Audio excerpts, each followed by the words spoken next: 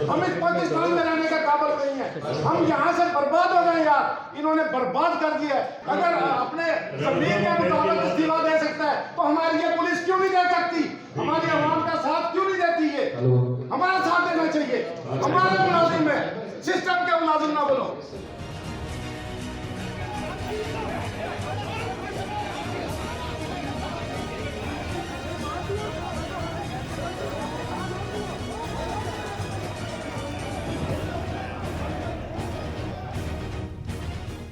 Voice of डेल्टर में बाबर सिद्दीकी आपको खुशामदीद कहता है। मूर्खा 10 मार्च को कराची डेवलपमेंट अथॉरिटी के अंदर केडीए अमले में और एंटी इंक्रोचमेंट पुलिस में एक ज़बरदस्त तसादुम हुआ जो कि नहीं होना चाहिए था। उसके पीछे मुहर्रिकात क्या थे? आज हमारे साथ मौजूद हैं ऑल कराची रियल्टर एसोसिएशन के सदर एम रहमान साहब। एम रहमान साहब, आपका शुक्रिया कि आपने वॉइस ऑफ रियल्टर को वक्त दिया। रहमान साहब, आपने देखा भी, फुटेजेस भी मौसूल हुई और एफआईआर भी कट चुकी है। क्या हुआ है? आपके पास क्या इतलात हैं? वजह क्या बनी लड़ाई की? गुलिस्तान जौहर में जो मुख्तलिफ ब्लॉक्स के ऊपर कब्ज़ा है और जिसमें प्रेसिडेंट ऑफ पाकिस्तान आरिफ अलवी साहब के प्लॉट पर भी कब्ज़ा है, उनके ख़िलाफ़ एक ग्रैंड ऑपरेशन करने जा रही थी। सही। और उस ग्रैंड ऑपरेशन से पहले ये एक वाक़या रूनुमा हो गया। अच्छा, इससे जो हमारी कराची डेवलपमेंट अथॉरिटी की एंटी इंक्रोचमेंट टीम है उसके मोराल पर काफ़ी फ़र्क आया। अच्छा, बदकिस्मती की बात यह है कि इस मसले को सुलझाया नहीं गया। उसकी क्या वजह थी, किस वजह से इसको सम अप नहीं किया गया? देखिए, DG Karachi development authority custodian of the house है और कराची डेवलपमेंट अथॉरिटी के हर ऑफिसर के मफादात का तहफ़्फ़ुज़ और उसकी प्रोटेक्शन उनकी बुनियादी ज़िम्मेदारी है। और ये मामला इस नहज पर पहुंचना ही नहीं चाहिए था। डीजी साहब को के नॉलेज में जब ये बात आई कि ये तसादुम हुआ है तो उसके बाद वो मुख्तलिफ़ ज़राए से चीफ़ मिनिस्टर सिंध से भी रब्ता कर सकते थे, वज़ीर बल्दियात सिंध से रब्ता कर सकते थे, आईजी पुलिस से रब्ता कर सकते थे और इस मामले को कराची डेवलपमेंट अथॉरिटी के अंदर ही हल होना चाहिए था। लेकिन बदकिस्मती से एक ऑफिसर और कुछ नामालूम लोगों के ख़िलाफ़ एक एफआईआर लॉन्च कर दी गई। हमारे लिए ये एक इंतहाई तकलीफ़देह लम्हा है क्योंकि हम as a real estate sector के स्टेक होल्डर्स बहुत कुछ देख रहे हैं।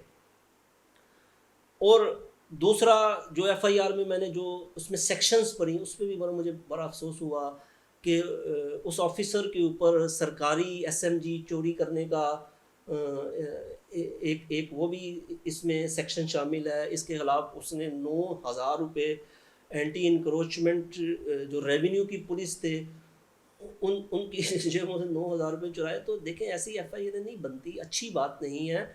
और ये डिपार्टमेंट मामला डिपार्टमेंट के अंदर ही हैंडल होना चाहिए था। शहजाद साहब जो हैं, अगरचे वो उनमें कोई कमज़ोरी है, कोई प्रॉब्लम है, तो उनको इस एंटी इंक्रोचमेंट जो टीम है उसका हिस्सा नहीं होना चाहिए।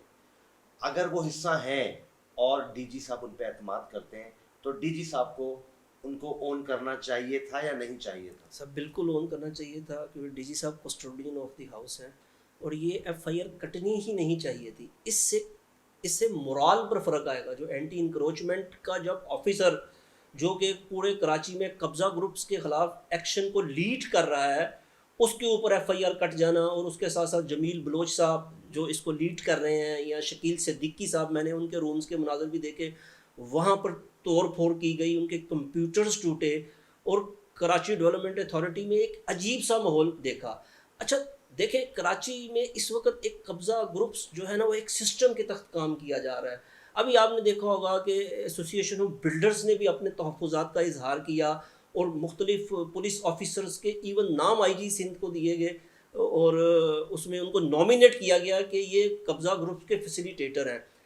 अच्छा, एकदम वाक़ये के साथ ही एफआईआर दर्ज होना ये एक अजीबोगरीब मामला है कि यहाँ पर आप नॉर्मल एफआईआर कटवाने जाएं तो वो पुलिस नहीं काटती, लेकिन एक सरकारी ऑफिसर की एफआईआर उसी वक्त कट जाना बाकी है कि फौरी बात, ये भी एक लम्हा फिक्रिया है। और इसको मैं ये कहूँगा कि कराची पुलिस को भी चाहिए कि आप सबसे पहले अगर आपके पास कोई एप्लीकेशन आई है तो उसकी आप इंक्वायरी करें, चाहे वो किसी की तरफ से आई। हमारा मकसद ये है कि किसी के ख़िलाफ़ भी कोई नाजायज़ या गलत एफआईआर ना कटे। उसके बाद क्या क्या होता है कि वो एक अजीब व गरीब कैफियत में वो शख्स आएगा, वो बेल लेगा कोर्ट से, उसके यानी कि उसकी एनर्जी सर्व होगी, उसके साथ साथ उसकी फैमिली भी सफ़र करेगी, फैमिली के साथ साथ उसका पैसा लगेगा। तो ये देखें, ये चीज़ें गलत और हैं। एंटी इंक्रोचमेंट को दूसरे लोग हैं उनकी हौसला शिकनी भी होगी, जैसा कि आपने पहले भी बताया। रमन साहब, एंटी इंक्रोचमेंट केडीए की जो ड्राइव के ऊपर है, कब्जा माफिया के खिलाफ सरगर्म अमल है, आप समझते हैं कि उसे सबूताज करने के लिए, उसे जो है उस मामलात को रोकने के लिए, उन मामलात को कम करने के लिए, उधर से तवज्जो हटाने के लिए भी ऐसा कोई प्लान हो सकता है? देखें, सबसे पहले तो कराची डेवलपमेंट अथॉरिटी की जो एंटी इंक्रोचमेंट टीम है उसके मोराल के ऊपर फ़र्क आएगा।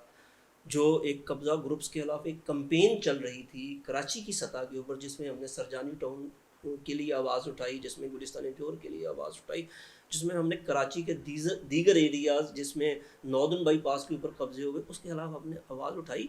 तो देखें, ये एक सरकारी ऑफिसर की एफआईआर कट जाना और एक लम्हा फिक्रिया और इनके मोराल पर बहुत फ़र्क आएगा। अब वो क्या इन कब्ज़ा ग्रुप्स के ख़िलाफ़ एक्शन करेगा कि अपनी प्रोटेक्शन करेगा, और इसके साथ साथ जो बाकी ऑफिसर्स हैं उनके मोराल पर भी मनफी असर आएगा।